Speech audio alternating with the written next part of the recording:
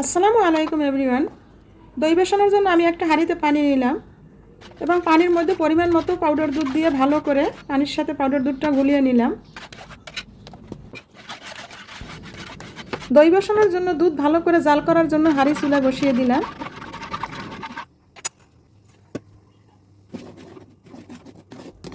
বলক ওঠার পরে দুধ ভালো করে নাড়াচাড়ার উপর রাখতে হবে যাতে দুধের উপরে সর না পড়ে। সর পড়লে দুধের উপরে দই ভালো করে বসবে না।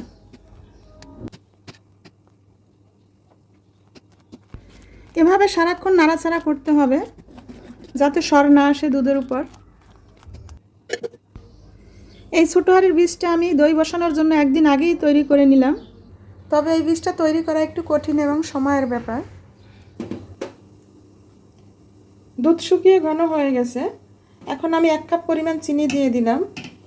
1 হাঁড়ি দুধকে জাল করে হাফ হাঁড়িতে পরিণত করে নিলাম।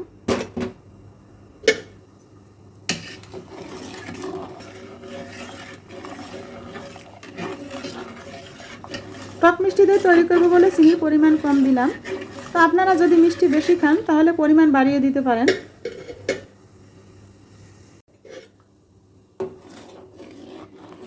যেহেতু আমি টক মিষ্টি দই তৈরি করলাম তাই চিনির পরিমাণটা একটু কমই দিলাম। চিনি দেওয়ার পর এভাবে নাড়াচাড়া করতে হবে যাতে হাঁড়ির নিচে চিনি লেগে না যায়।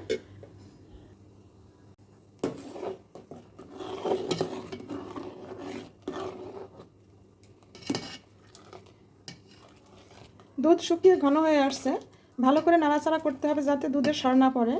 দুধের সর পড়লে দই ভালো করে বসানো যাবে না। দইয়ে মিষ্টি কালার করার জন্য আমি ক্যারামেল তৈরি করব, এজন্য হাঁড়িতে চিনি দিয়ে দিলাম।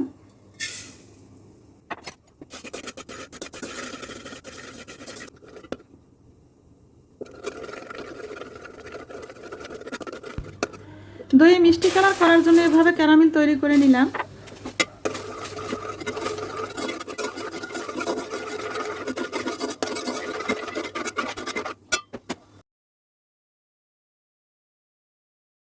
দই পাতার জন্য দুধ ঘন করে জাল করা হয়ে গেল, এখন আমি এর মধ্যে ক্যারামেল দিয়ে দিলাম।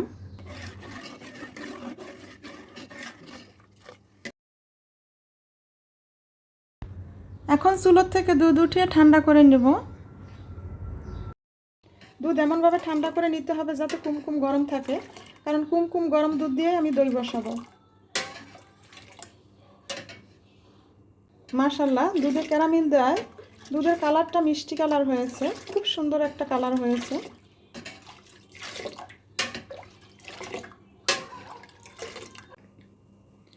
দই পাতার জন্য আগে আমি বীজ তৈরি করে নিয়েছি। আমি নিজে হাতে নিজে ঘরেই বীজ তৈরি করছি। আমি এই মালসার মধ্যেই দই বসাবো, তাই ভালো করে দইয়ের বীজ এই মালসার মধ্যে মাখিয়ে নিলাম। ঘরে দই না থাকলে আপনারাও এভাবে বীজ তৈরি করে দই পাততে পারেন। 3-4 কাপ দুধ জাল করে 1 কাপে পরিণত করবেন। এরপরে দুধটা গরম অবস্থায় চুলার থেকে নামানোর পরে তার মধ্যে কয়েক ফোঁটা লেবুর রস দিয়ে 5 থেকে 6 ঘন্টা দই বসানোর মতো করে ভালো করে মুখ বন্ধ করে আটকিয়ে রাখতে হবে। এরপরে বীজ তৈরি করা হয়ে যাবে। তো দই পাতার মালসা এভাবে দইয়ের বীজ ভালো করে মেখে নিলাম। এরপরে দইয়ের জন্য জাল করা দুধ এর মধ্যে ঢেলে দিলাম। এরপর একটু নাড়াচাড়া করে দইটা ভালো করে মিশিয়ে নিলাম। এবার ভালোভাবে একটা ঢাকনা বসিয়ে দিলাম যাতে বাহিরের বাতাস ভিতরে ঢুকতে না পারে এবং ভিতরের ভাপটা বাহিরে বেরিয়ে না আসতে পারে। দই বসানোর জন্য এই কার্টুনটি নিলাম। তো দেখুন এই কার্টুনের মধ্যে আমি কিভাবে দই বসালাম। আপনারাও চাইলে এভাবে ট্রাই করে দেখতে পারেন। আশা করি ইনশাল্লাহ দই বসাতে পারবেন।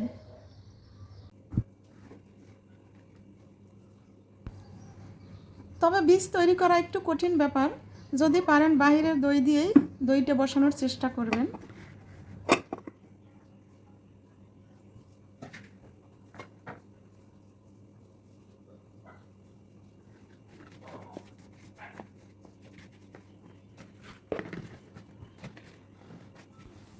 এভাবে কার্টুনটি একটি উষ্ণ স্থানে আমি 10 থেকে 11 ঘন্টা রেখে দিব।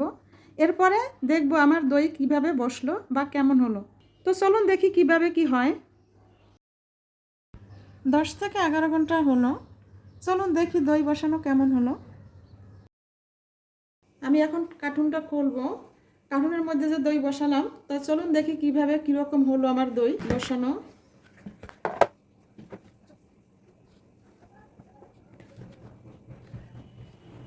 বিসমিল্লাহির রহমানির রহিম।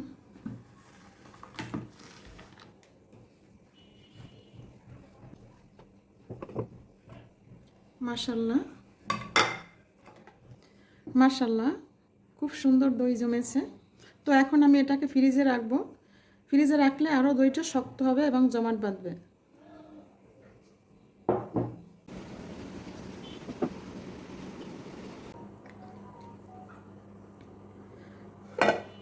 মাশাল্লাহ, খুব সুন্দর করে দইটা জমেছে।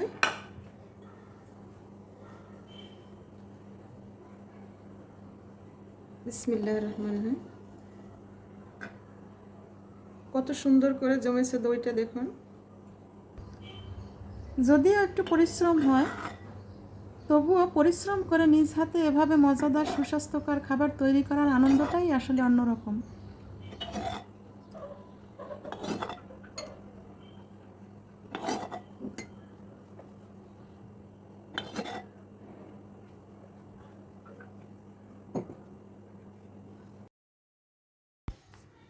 তো ভিডিওটি ভালো লাগলে লাইক, কমেন্টস এবং শেয়ার করবেন।